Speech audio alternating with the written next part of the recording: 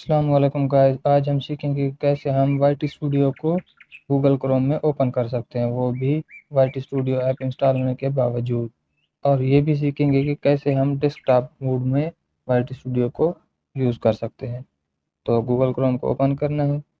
पहले हम जब भी वाईटी स्टूडियो को ओपन करते हैं तो ये वाईटी स्टूडियो ऐप में चला जाता है ऑटोमेटिकली। तो हम चाहते हैं कि ये गूगल क्रोम में ही ओपन हो। तो आपने यहाँ पर लॉन्ग प्रेस करना है और open an new tab and group कर देना है। तो ये देखिए, ये हमारा ओपन हो रहा है। ये ओपन हो गया है। अब इसको कैसे डेस्कटॉप मोड में ओपन करना है, यहाँ 3 डॉट्स पर क्लिक करें और डेस्कटॉप साइड कर दें इसको। तो ये अब डेस्कटॉप मोड में आ चुका है।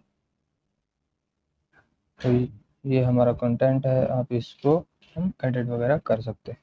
अगर वीडियो पसंद है तो लाइक करें, चैनल को सब्सक्राइब कर दें। Thanks for watching.